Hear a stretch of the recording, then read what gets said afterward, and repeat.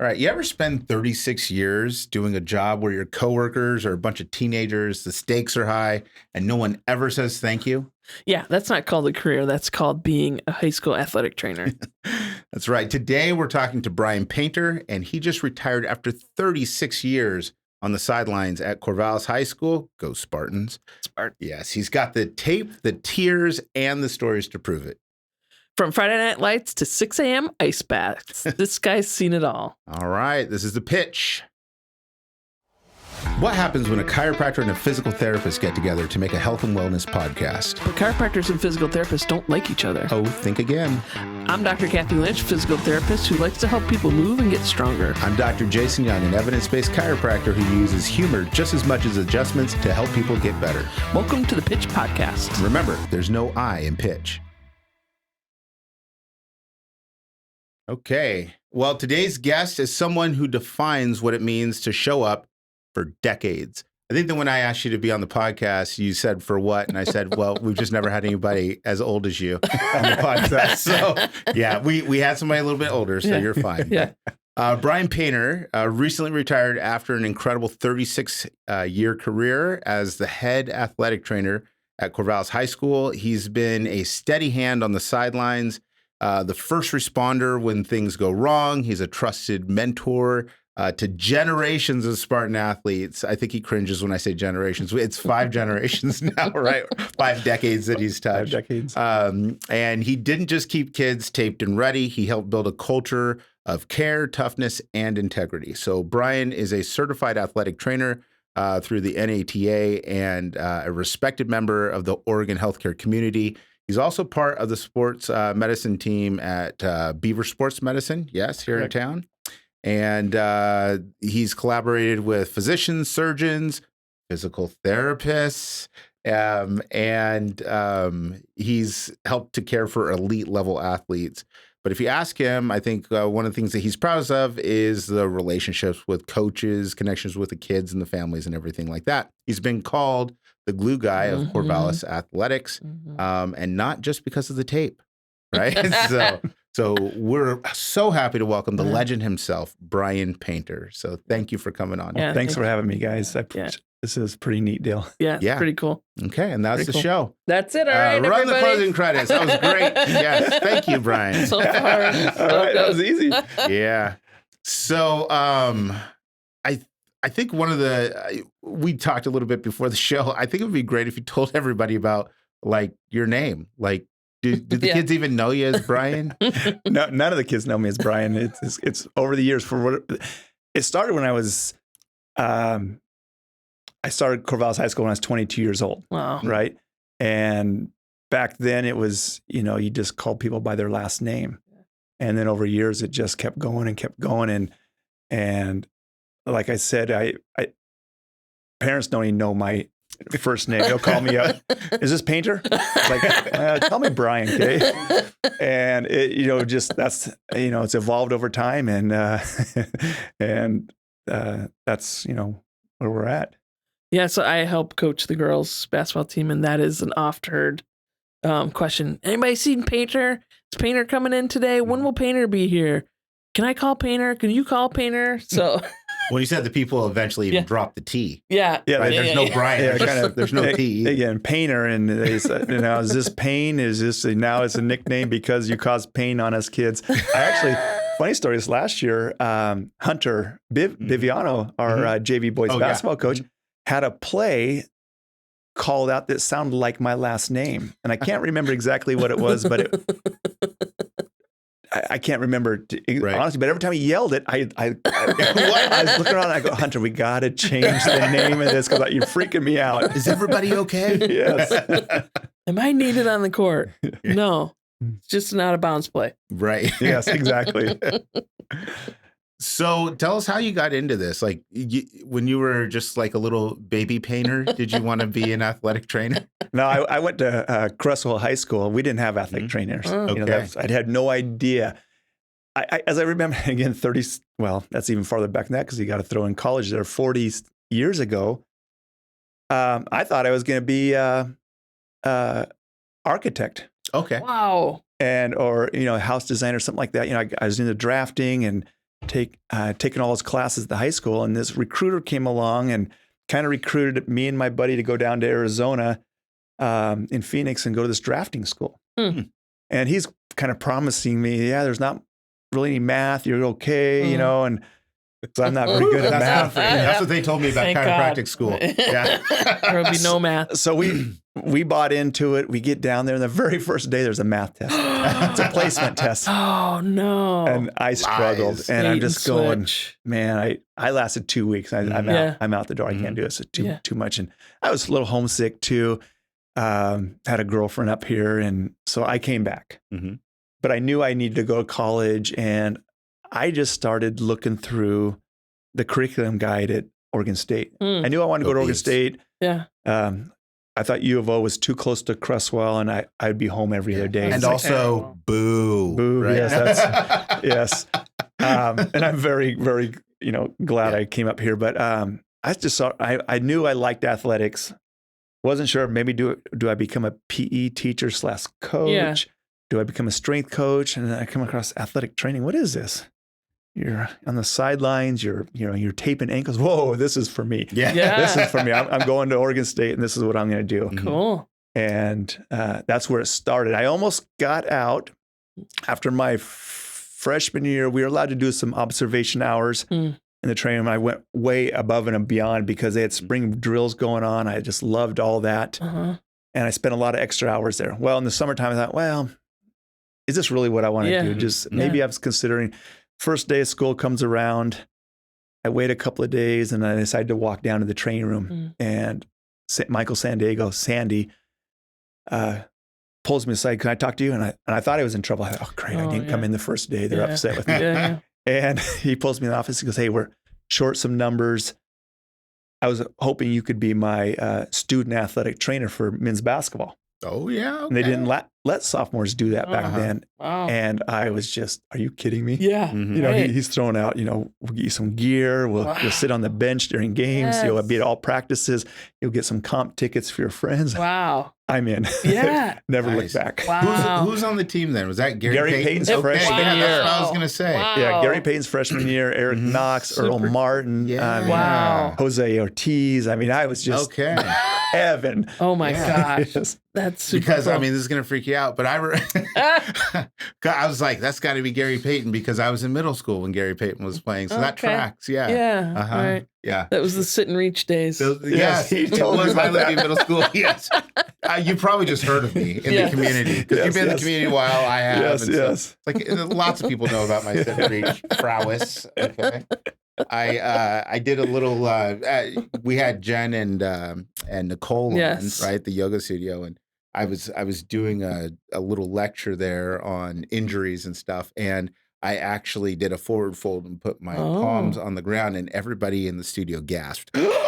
Right? Like, I don't know if they were impressed or if they were wondering if, we should call an ambulance. Yeah. Was it your hamstrings that gasped? No, it was the people, I'm pretty sure.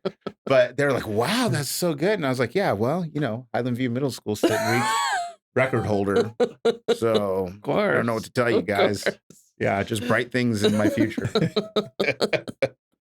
Oh, that's great. Okay, so did the thing with the basketball team at OSU, and then you knew that this was the job for you. That was my career right there. Okay. That was no doubt.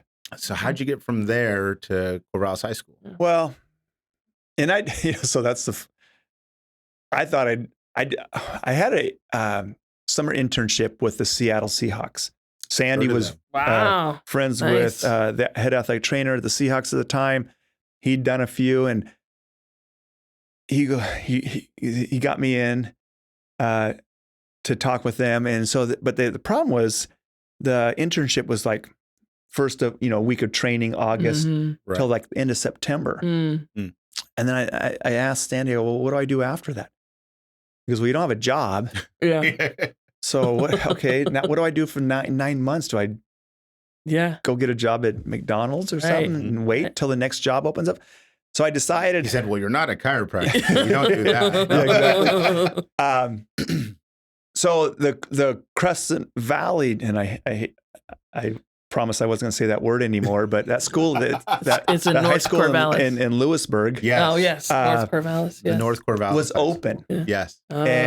And I thought, well, maybe I better get a job first. I wanted to make a little bit of money too. So I actually did not do the Seahawks internship. Oh. I went out and applied for the Crescent Valley job.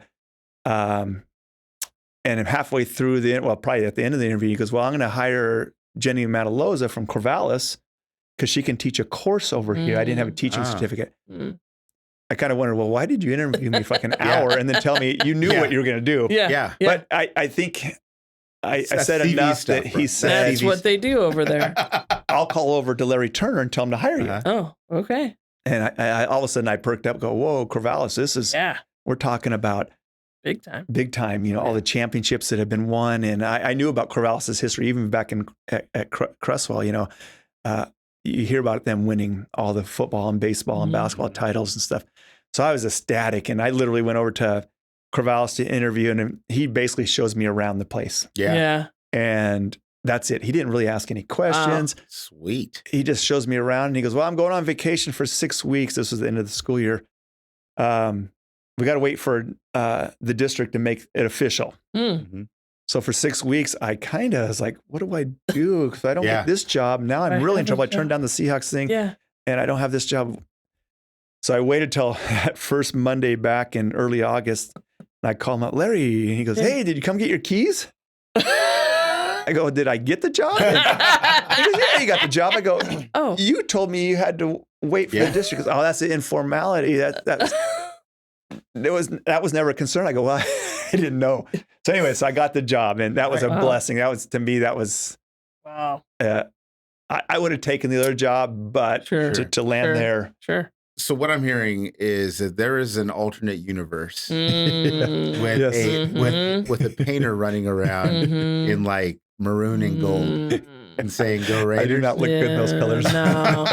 No. But there's also an alternate universe where there's a painter running around in maybe yellow and green, or or blue and green. Yeah, I don't or maybe he's designing your house. There's that. Yes. Architect. Maybe. Yeah. That's what ifs, right? The Pitch Play that Podcast game. Multiverse Edition. That's what. Oh my gosh! Wow. So this is so interesting. So that was 1989. So I think that's the year that my family actually moved to Corvallis, and so like my sisters actually. Oh, I know Sherry. Yeah. Yes. So I have two sisters that did sports here. I don't know if my oldest sister did. I think that she just did it back in California. But yeah, so Sherry, that was my introduction to you. Was I knew that you were Sherry's trainer. And to be honest with you, I didn't know what a trainer was then either. Yeah. But yeah, she would say, painter. Like, what's a painter? But yeah, she was a triple jumper. And yes, absolutely. Very good. And they won the state title my first year there. Nice. 1990 girls state champs. And so she was part of that. And actually, I know your dad. Yeah. Back in the days at the old Corvallis Fitness Center. Oh, yes. And Gene would come work out, a lot, but he would also come over the track, and I think to this day still gets out a little bit. He does. So I still see him a little. And it's kind of funny because he'll be out there like walking the track, and when my daughters were there, they would be like, "Oh, hi," and he'd talk to him and everything like that. And my kids are mixed, like my wife is white, so their friends would be like, "Why are you talking to that old black guy?" Right? In this community, that's not what they say. No, but that's what they're thinking. Yeah, right? 100%. Why are you talking to that old person guy, yes. gentleman of any ethnicity, right? And they're like, "Oh, that's my grandpa," and they're like, "What? Okay." But yeah. So, it's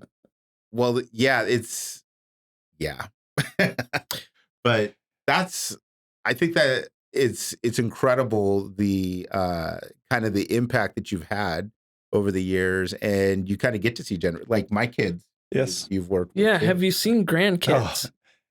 Not yet. Did you get out right before their grandkids? Sal and Matt and those guys, I am done when I see a grandkid for sure. But we ran into second generations quite a bit, Yeah. And for sure. Obviously with you, Jason, and Randy Silbernagle was my first freshman class, wow. And his son is now my last class and stuff. Wow. And, wow. And going back to getting the job, I thought I'd only be at Corvallis High a couple of years. I'm Really? going to go up to bigger and better things. I want to Right. get into the pros and stuff. And it just kept getting better and better. Yeah. Corvallis is like, this is a pretty nice place to live, and especially in the summertime. And, and then you start, you meet your wife and you start having kids, and then it's like, okay, now I'm just entrenched here. And no regrets, right? I had several opportunities to go other places, and I turned them down when it really came down to deciding what I really want to do. Mm-hmm. When you got a good thing. Yeah. Do you have any good memories from the early years? Oh, yes. And we just, we talked about this last week, but Ron Sather, our wrestling coach, when I first got there, I don't know anybody, right? Ronster. The Ronster, yeah. He's coaching wrestling, and it's in the wintertime, obviously. And he sends a kid down, and kid goes, Coach thinks I strained my aorta. What? So I grabbed I grabbed the blood pressure cuff, and I'm checking his pulse, and I'm going, well, are you? I'm going through all the signs and symptoms potentially of what a strained aorta might be. Well, you should fill in people that are like listening. They don't know what an aorta is. Yes, the aorta is like the main artery of your body, right? Right. That comes right off the heart. Sends oxygenated blood out to your body and stuff. Pretty deep in there. Yeah. That's pretty serious, right? Yeah. We don't even stretch that. No. Yes, we don't. So I'm going, okay, chest, is it painful? Yeah. No, not at all. And I go, okay, is off to the side. He goes, it hurts down here, and he points to his ankle. And I realized I've been had. I've been had, but that was the start of what made it so great to be there with the coaches and stuff. The fact that this coach doesn't know me and played a little joke on me. Right. And I go up there to the restroom, and he's just laughing. I go, don't do that. That scared the daylights out of me. But I got that after that. That's who he was, right? And classic still is, Ron. right? So that was early on and stuff. And, you're 22 years old, and you don't want to miss anything. That's, that was kind of embedded into you, is you don't want to be that guy who missed something. And so there was some times when we had some kids with asthma attacks that actually are very serious if gone too long not being treated right. Yeah. And there was, we had a kid, the cross-country runner had one, and about 20 minutes into it, we can't control it. So call the mom and dad, hey, we need to get him up to the hospital and stuff. And turned out everything was good and stuff, and no problems. And then, there was a couple other times where a kid was having an attack, and, it hurts on the left side. I've got a little bit of left arm pain. Okay, is this a spleen injury? Yeah. Getting the referred pain, and you send him up. Nope, just an asthma attack. And Okay. So you kind of do that when you're young like that. You get a little older. Okay, I know the triage it. The difference. Yeah. I know what you mean. It's like you see red flags everywhere in the beginning. Yes, you do. And it's got to be a little stressful because you're dealing with somebody else's child. Yeah. And that's a great point. Yeah. That's the number one thing I try and teach other athletic trainers is what parents want from you. Oh, really good and point. that's safety. They want to know that they can drop their kids off at the school, drive away, and know that they are safe, right? Whether it's in the classroom or on the football or any athletic fields, right? Yeah. That they are going to be safe. And that's, you take that equation out, and things are pretty darn easy. Yeah. As you were talking, I was just thinking about how things probably have changed so much. And I don't know why this came to my mind, but like, how has treatment of concussion changed since you started? Like, we're doing smelling salts back in the day. Yes. The ammonia. Get out there. Hey, he just got his bell rung. He's a real football player now. Yeah, we didn't have protocol back then, right? We didn't have impact testing. We, the best scoring. We didn't have SCAT testing. All this stuff that was implemented now. Basically, do you have a headache? Well, that's a 2 out of 10. All right, you're good. You're good. Yeah. Go back out and play, right? Yeah. Coach is like, hey, can you get back in there? Yeah. Yeah. And, and it started evolving, right? It started, we're getting more awareness going, education's coming along. We're picking that up. And so now we're, I can't even begin to know what years, middle 90s. Okay, let's now run through some physical fitness tests to see how they respond, a couple of days after getting hit in the head. But you certainly weren't sending him to the doctor back then. Right. You just like, Right. we'll treat this conservatively with rest and Right. and start progressing them back into play. And now we're doing computerized testing. Yeah. Right. Balance testing. Sending them to doctors. Mhm. We have Max's law that Right. we have to follow, right, and for good reason. What's And that's Max's the- law? Can you? Yeah. Oh, sorry. Talk That's the about one where a physician has to return to play, right? Or More than just a physician, physical therapists can do that. Chiropractors. Mhm. There's PAs and stuff can clear them. Max's law. He was an athlete on the Oregon coast. I don't even want to say what school, but had a head injury. They were treating it, and he wasn't responding well. I think he played even in some games. I could be wrong on that specific how that played out. It's been around for a while now, but had some complications. But the good thing is he's healthy and nothing happened bad, but it was enough to get some legislation going that we need to make sure that we're just not, okay, no headache and you can go play. Yeah. Or if you have a 1 out of 10, go play. Right. So now if you suspect a concussion, you have to pull them from that activity that day Mm-hmm. and the next 24 hours, right? So if someone got hit in the head and they don't feel like they felt prior to that, we pull them out, we rest them. We do a neurocognitive test with impact before the season starts. Got a baseline, retest them, see how they do. Mhm. We do some balance testing. We do some other things, signs and symptoms. And once we can get them into normal pre-injury state at baseline, then we send them into the physician or who can provide clearance for them and get them signed off. Well, and concussions are a real tricky thing because it's mostly subjective things, and so it's mostly like, how are you feeling, and it's really, I mean, we know what the injury is, but there's a whole bunch of different looks for a concussion, and so it gets really tricky, and it's one of the more serious injuries that you can have in terms of the risk, but you can't see it, right? Like if I sprain my knee, I get a swollen knee, or if I get a black eye, you can see that. And so it's really easy. A kid can look, or just anybody can look really pretty normal, but still be walking around with a concussion. Yeah. Or what about the kid who doesn't want to miss a game and fakes his symptoms? Absolutely. And knows just enough to tell you all the wrong exactly. stuff. And we've had some kids over the years. I'll sit there and start an evaluation, and the kids will whisper in his ear, "Tell him you don't have a headache." I can hear you. I am right here. Yes. So they think if they tell have you, to start evaluating that other kid for a concussion. Yes. Are you really this dumb? Impact our neurocognitive testing has actually got a safe proof thing in there for kids who would try intentionally failing the test. So if they ever got a concussion, got tested, maybe they'll look normal. So they've got some built-in parameters to prevent that. Yeah. It's like I know one basketball game, my son got his bell rung, and I really appreciated the way that that you dealt with him. And I know that he was frustrated because he didn't think that he had a concussion. And I really appreciated the conversation that you and I had whenever you were like, look, we're just going to err on the side of caution here because it's really not worth it. No. And to go, I remember when I was in middle school, this is back in my middle school football all right, games. let's glory days. The glory days. Highland v. Scotty Dogs. Okay.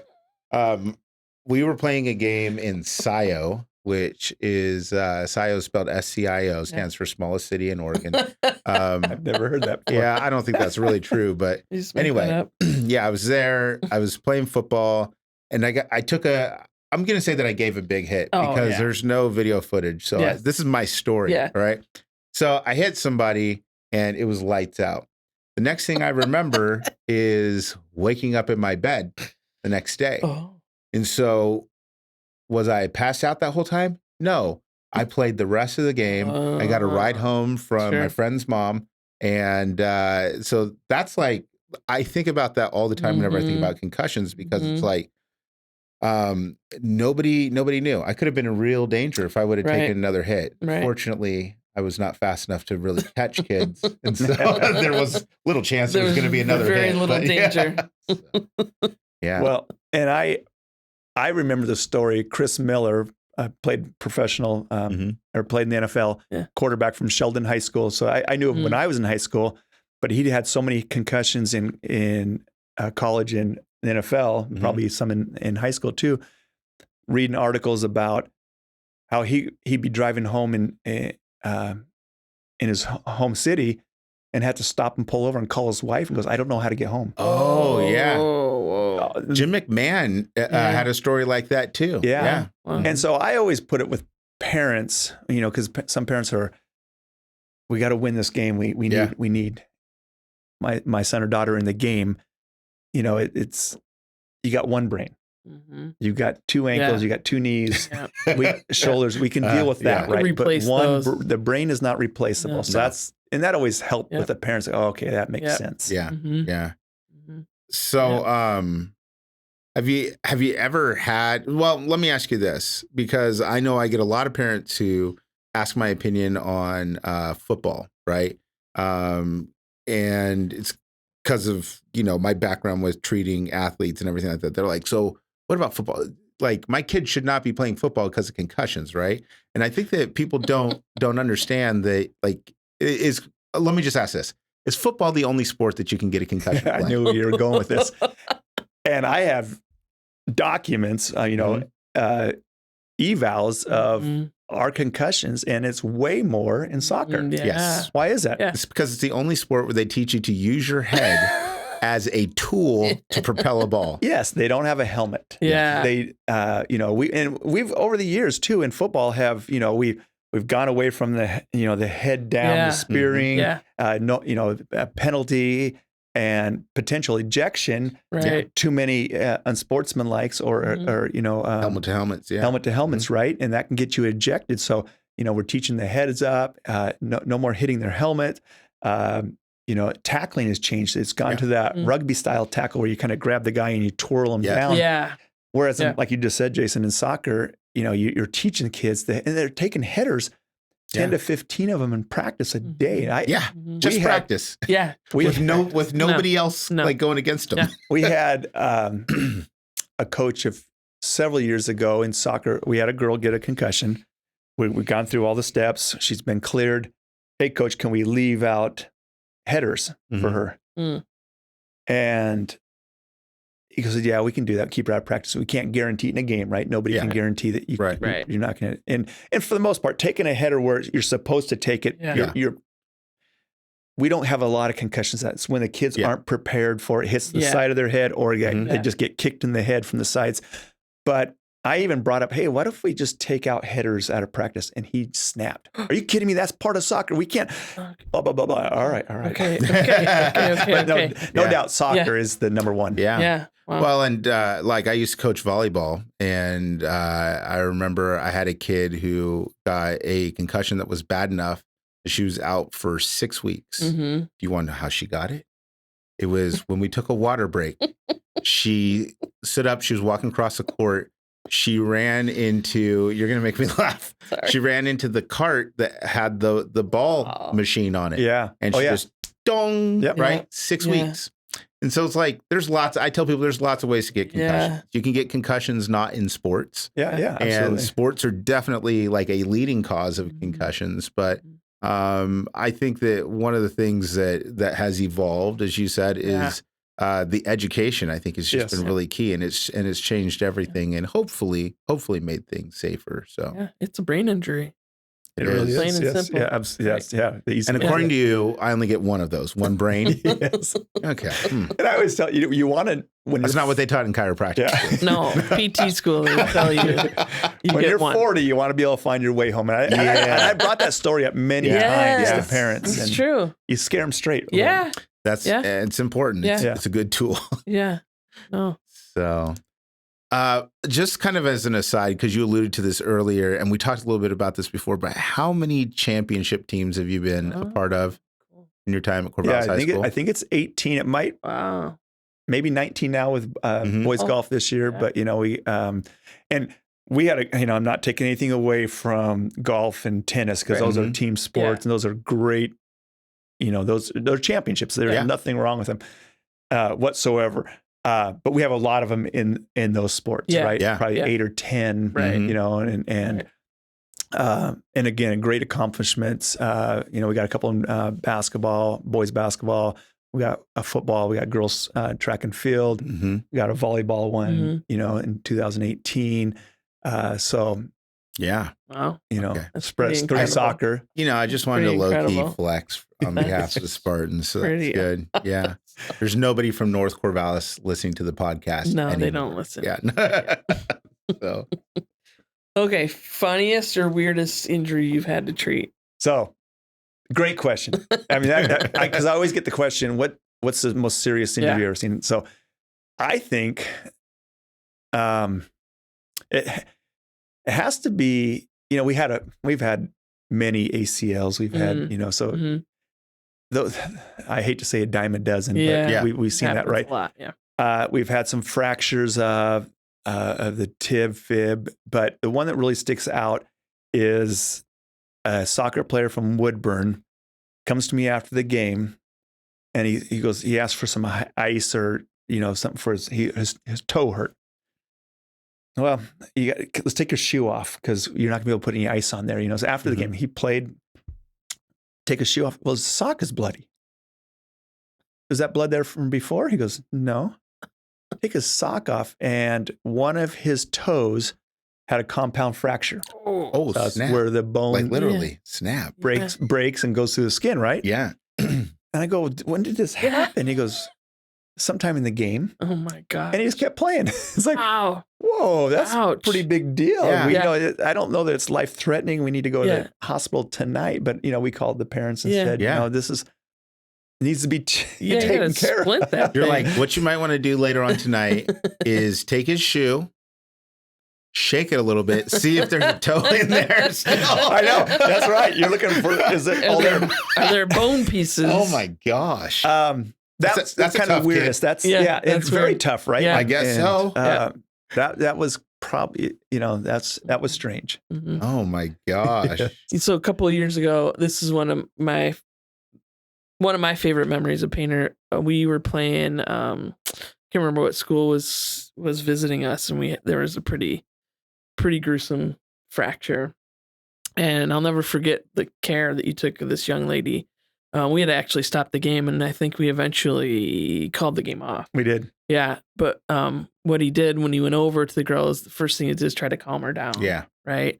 And it was just really heartwarming, too. And he just kind of took a towel and just kind of slowly pulled it up over her leg so that she couldn't see it and her teammates couldn't see it, so people wouldn't freak out. Like, he didn't freak out. He just calmly went over there. It was a pretty gruesome fracture. And so it's... I'll correct you just a little bit. Not a fracture, was it? A dislocation. Sorry, dislocation. Oh. But a true knee dislocation. Yeah. Oh, snap. Femur tibia. Oh, not the patella. Yes. I put those back into place like no problem. But when you hear about it, so I'll go back a little bit. Yeah, talk about that. The year before, we're up at state wrestling at the Memorial Coliseum. There's 16 mats, I think, going on, maybe 20 mats of wrestling going on. And a kid dislocates his knee, true dislocation, and it was off the way. Yeah. So I wasn't right there involved. An orthopedist was there, and I know we had chiropractors there because that school up there would provide assistance and stuff. So we had Western States. Yeah, Western States would be there the too. Harvard of chiropractic colleges. Absolutely. Is it really? Yes. Definitely. Is that where you went? I don't know where anybody. Went there. So yes, the Harvard school. Yeah, that's awesome. Now you remember, yes. right? Yes. The Harvard chiropractic colleges, right? That's it. Well, so we were well covered there, and the orthopedist there did reduce it, and we sent him by ambulance up to the hospital, and they did their thing for a couple hours, and they were from Medford, so the parents. We'll take him home tonight. And by the time they got to Medford, his knee was probably the size of a basketball. Oh, geez. Mom and dad go, this isn't right. Yeah.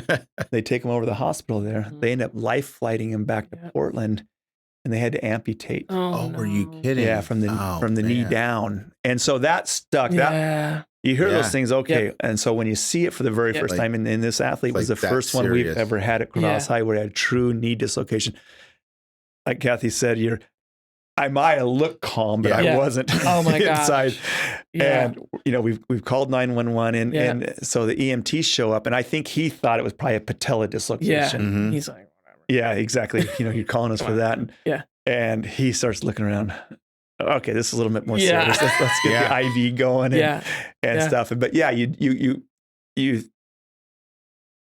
do, if you do the right things, and it's not necessarily about the athlete too, it's about protecting your other students. Yeah. Because they It say affects that the way they compete can go into afterwards. they go into shock. Yes. Oh, gosh, yeah. I don't need someone else passing That's out and pain. stuff. So God. so that's why you do that kind of stuff. And Yeah. Some of her teammates saw her before you got there.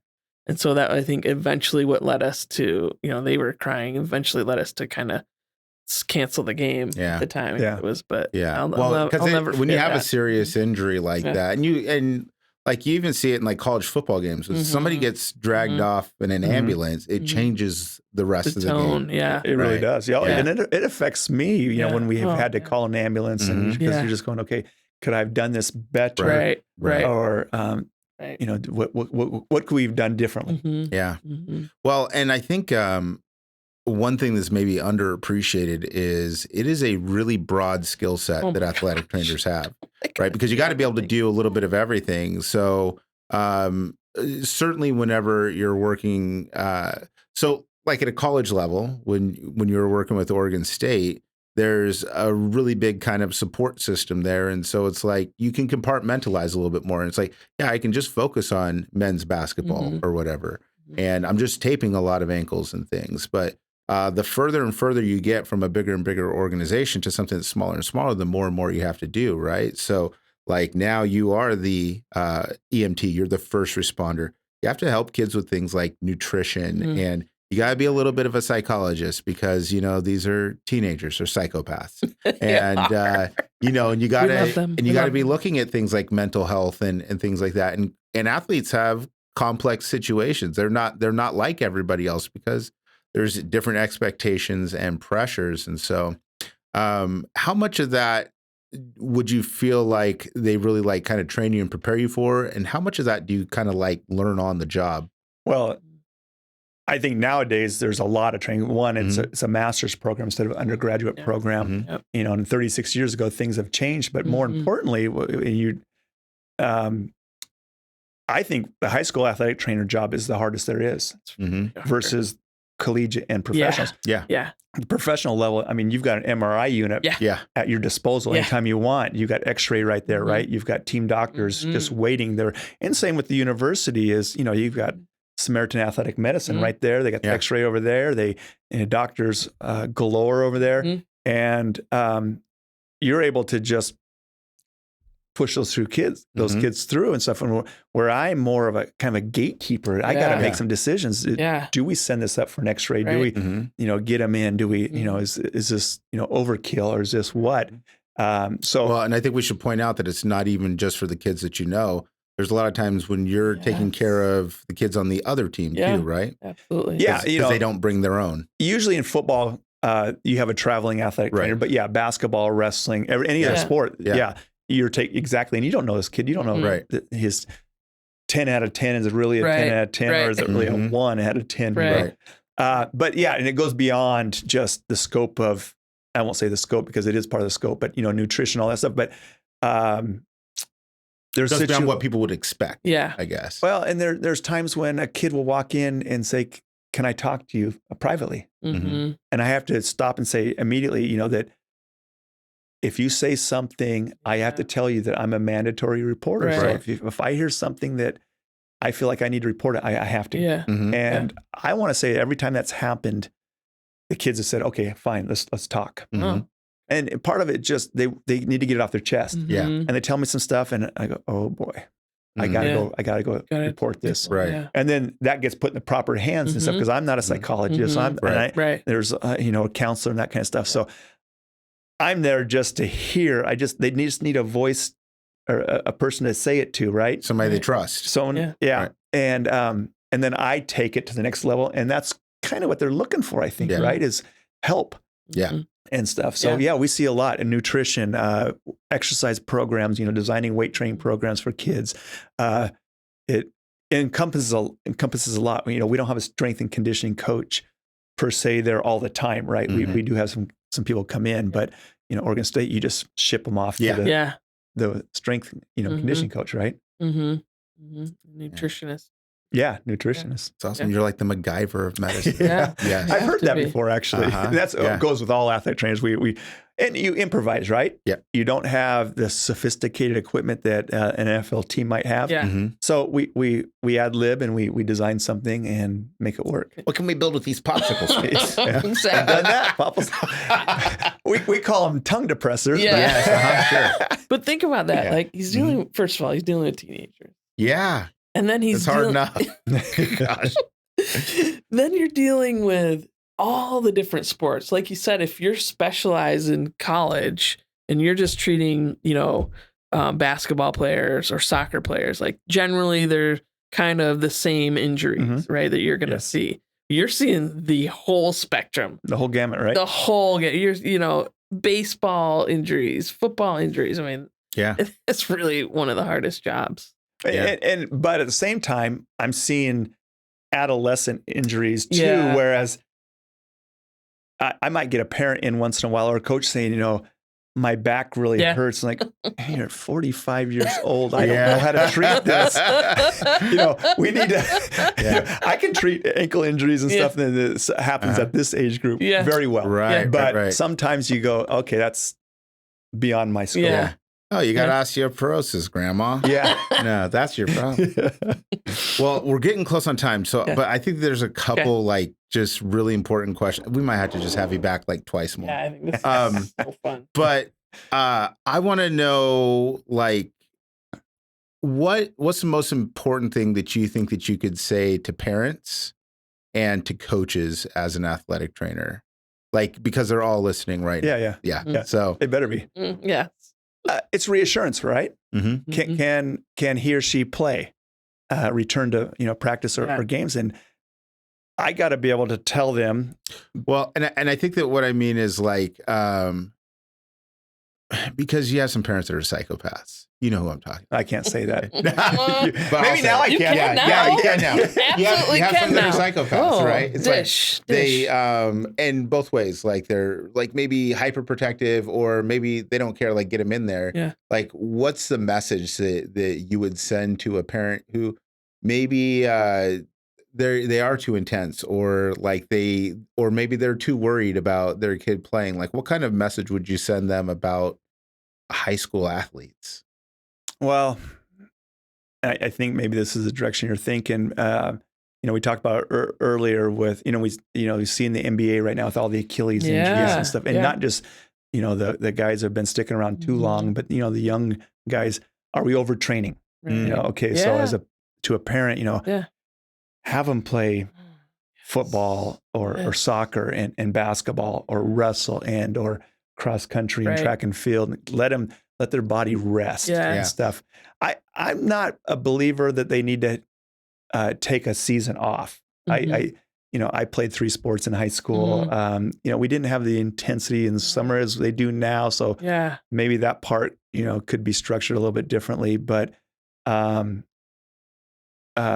rest and change of pace is, I think, a good thing for kids physically and mentally. We've seen many kids come in soccer all year round. Yes.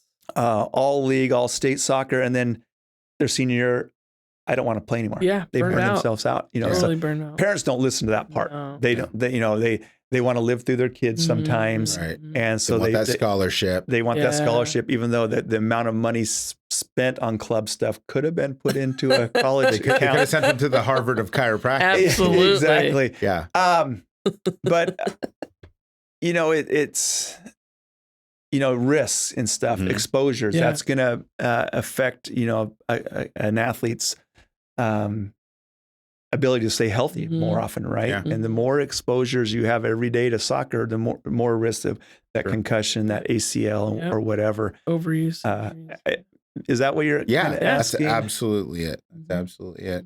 Then any advice for like budding ATCs or maybe the high school kids like, oh, Painter was on? Now I want to be an athletic trainer. Like what advice would you give somebody to get started? Don't do it. No, I don't. I think I would not change my career whatsoever. This has been, the kids have been awesome. I love the kids. Yeah. The coaches. If it was in a different situation where I had bad experiences, I might have got out sooner, but I never had bad experiences. Nice. So that part was easy. I kind of jokingly say, you're not going to do it for the money. Yeah. True. And you better understand the hours. Yeah. And high school is a little bit different. Now Oregon State, it is kind of a 9 to 5, except when they have some games. Basketball plays at night. So there are some later nights, but for the most part, they're getting in. Or I won't say 9; it's not fair to them. Maybe 7 or 6 a.m. and go till 6. So it's a long day. Yeah. High school athletic trainers, we kind of get there about noon and are there till 9 o'clock at night. Oh, gotcha. Yeah. 5 nights a week in the fall, and stuff like that. So it's more of a swing shift job. So understand the hours. You're not going to get rich doing this. You're not going to do it for the money. You're doing it because you enjoy what you're doing. Awesome. Yeah. I love it. Yeah. Okay. Time for a game? I think it's time for a game. Let's go. All right. So we play a game every single episode. Okay. So this game is called Fix It Like an ATC. I can see you're already cheating. You like to win. Okay. You're making me nervous right now. No, you're going to be really good I'm at this. retired. I quit thinking. You're going to be really, really good at this. Okay. It's one of those games where there's no wrong answer. No. So this one's called Fix It Like an ATC. Okay. The tagline is, when life throws you a curveball, tape it and move on. All right. So we're going to give you some everyday problems, and we just want you to tell us, like, how would an ATC fix that? Like, what ATC skills might you use? Okay. So you want to go ahead and throw out the first scenario here, Kathy? Yeah. How would you fix a leaky sink? A leaky. Yeah. How would an athletic trainer fix one? So give him the line there. Okay. You walk into the kitchen and the sink is leaking all over the floor. How does an athletic trainer handle this situation? So keeping the athletic trainer hat on. Yes. And without incriminating me, but I probably have a few rolls of athletic tape in the house. I don't know how they got there, but that would be one is that or duct tape. And man, we're just going around the pipe like crazy. Right. Right.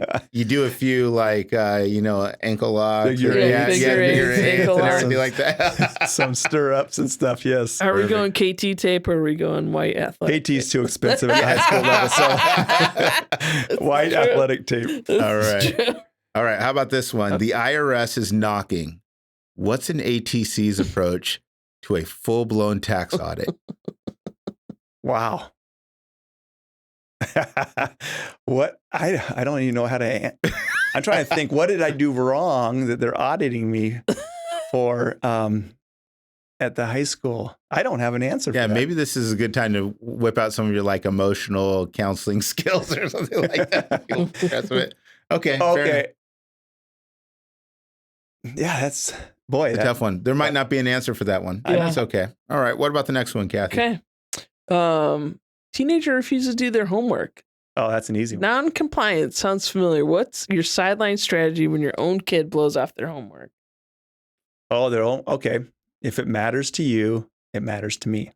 Oh, Say that all the time to the kids because they not coming in for the rehab, not coming in, and they come in 2 weeks later. Oh, this hurts. If it matters to you, it matters to me, and I haven't seen you in a week. Yeah. Oh my gosh! I wasn't expecting the good part of the show to be the game. That was really good. The game is when we just like really laugh at that. Was good. That was a really good one. If it matters to you, it matters to me. I'm gonna have to start saying that. Oh. Yeah.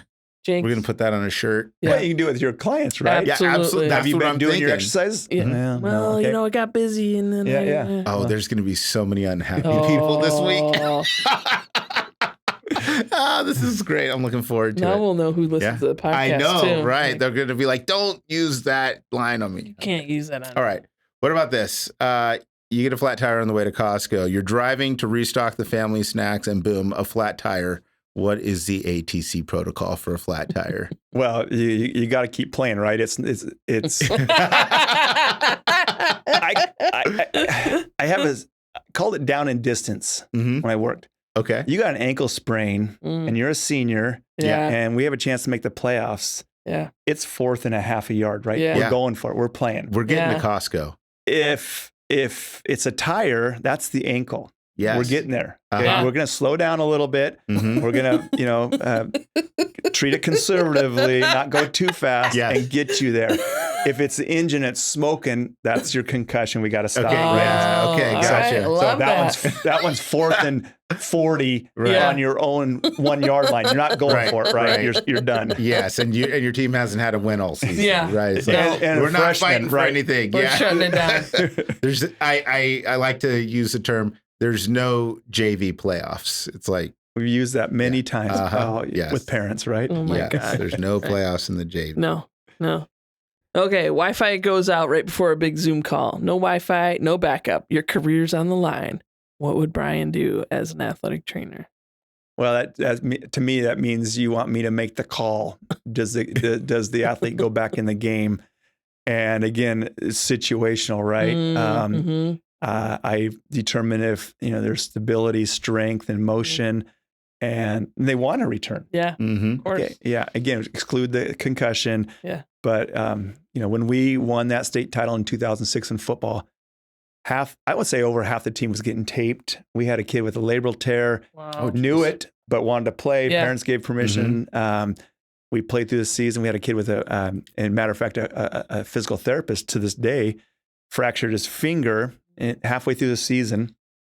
I knew it was fractured, but I said, Jordan, we could probably tape the finger. And I talked to the parents. We could probably tape it and get you through the season. Yeah. We'll splint it and do all that kind of stuff. Well, the parents agreed. He agreed. And he, after about 2 or 3 weeks, quit coming in and getting taped. Maybe he's I'd only see him on game nights. Oh yeah, it's fine. I got the splint, blah, blah, blah. Well, at the end of the year after we won, so we played 14 games that year. And we got to the championship game. And after the game, so let's take a look at that finger. It's been a while.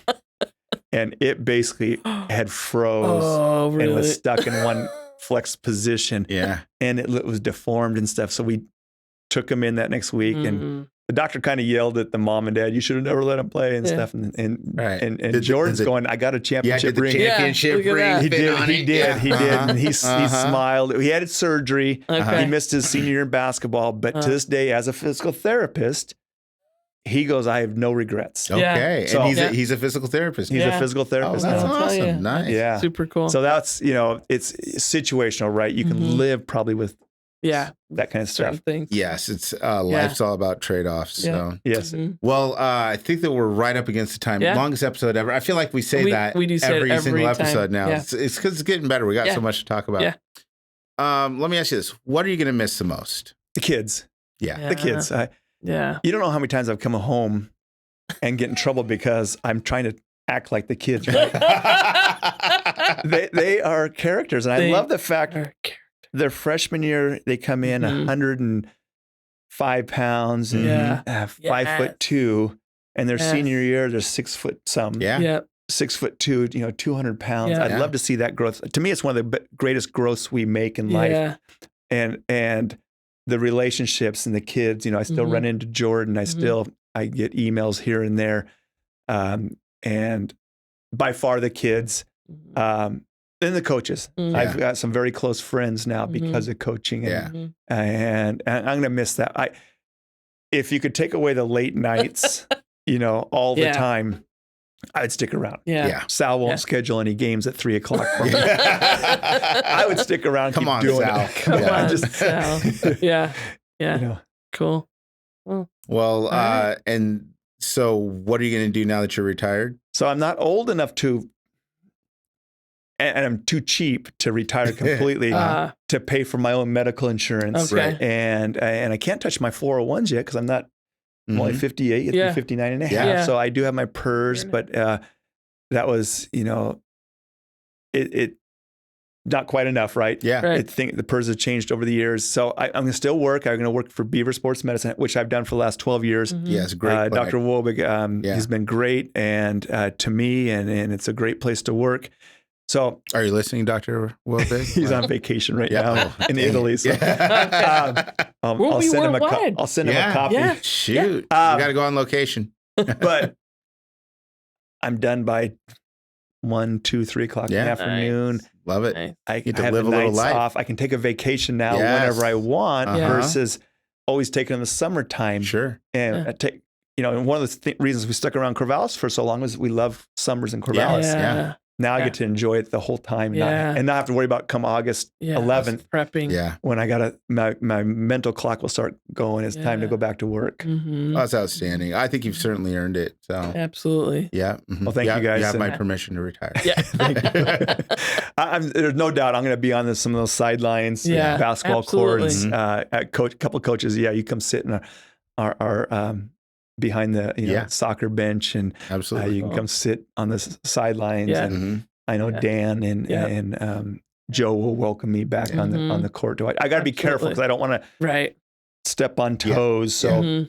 I'm not going to go to all of them, but Yeah. I'll go to a few. This you get to be a spectator. I can't wait right. for that. Yeah. Yeah. Halftime, we're not doing so well, or we're killing Yeah. the team. I can go home now. Yeah. Yeah. Exactly. You don't have to stick around. Yeah, this the whole game's thing. over. That Good to go. that part, I'm kind of looking forward to, but I'm not. Mhm. The fact that I can go to Oregon State football games this year Yes. and not be so exhausted from Yeah. a whole week's The worth week. of work of Yes. that, and I can't wait for that part. Are you still going to be making Gatorade at home? No, that's a funny story. I probably in the 27, and I apologize if I'm rambling keep too much. going. This We're is good. great. 27 I'm years just going to edit this part of out using anyway. Gatorade. No. Yeah, exactly. Won't make there. I might have had maybe a dozen cups of Gatorade in my whole time. I just never think about that. Kids, Oh, serious? Really? yeah, once in a while I'll just taste it, Yeah. see if it tastes right. Oh, But Yeah. I gosh, don't this drink stuff's it. awful. Wow. Kids will reach their hand in and get ice out of the ice machine. I've never done that in 36 years. Really? Ever. It's like I don't think about that kind of stuff. So no, I'm not having Gatorade at home. Oh my gosh. Well, Bryan, this has been Yeah. excellent. This has I been so appreciate fun. it, guys. Thank you Yeah. so This much. was a lot of fun. It really Yeah. was fun. I was kind of, oh boy, I didn't know what to expect. Yeah. Everybody dreads it. Yeah, they do. Everybody I don't does. say I dread it, but I Yeah. almost forgot about it too. So thanks for giving me You the gotta edit reminder. that out. Then he's just like everybody else. This Yeah. is a very forgettable podcast. And they're like, in fairness, I was on vacation. Yes. It's all The good. last 3 or 4 weeks have been very hectic for Uh-huh. me. Yeah, I Very, very bet. hectic. Yeah. So I bet. well, Yeah. hey, I'd love to have a hectic time in Mexico. Yeah. So. Yeah. Yeah. No, but we titled this episode Athletic Training Legend. Mm-hmm. And it's because that's what we really feel like you Yeah. are. Like, you mean a whole lot to a lot Yeah. of people in this community who have come through Corvallis High School. Absolute professional. And I'll tell you, one of the time when I knew that I had made it, and I've done some cool stuff in my career, Yeah. right? Like I've been on national boards and I've worked with the OSU and everything like that. But and I'm not even like making this up. One of the moments in my career where I really felt like I had made it was when somebody told me Painter said to come see you. Wow. And I was like, oh my gosh, Painter's an adult. Solid. that's funny. But so yeah, I appreciate the trust. When you said that you were retiring, I felt simultaneously sad and just so happy for you. Mhm. You've Well, I you've done appreciate very, that. very well. Again, So, means a lot from both of you Yeah. guys. And Yeah. thank you guys. So Yeah. I appreciate that. Yeah. Thank you for everything you've done for the community too. Yeah. Yeah. Let's you've not touched. confuse that legend with longevity either. Okay. That's yeah, no, that's Bob No. Holt. We'll have him on a different time. Yeah. well, don't do that because Bob Holt fired me about 20 times. Okay. I think we need a part 2 Yeah, we do. I think just so. for that story. Well, I don't know. Like if one of us gets sick or something like that, I think that Painter's our new like Absolutely. our Co-host. substitute co-host, right? Yes. Yeah. No, Yes. what I apologize. One of the reasons I got into athletic training is because my the curriculum said there's no public speaking. And now that you're out. Yes. No, I'm done. No This is public it. speaking and no math. All right. No math. Exactly. Well, I think that we should land this plane. So thank you, everybody, if you're still watching, or even if you started watching, for tuning into this episode of the Pitch Podcast. It's been our honor to have Bryan on, and I want to encourage you to subscribe, like, comment, rate if it's 5 stars.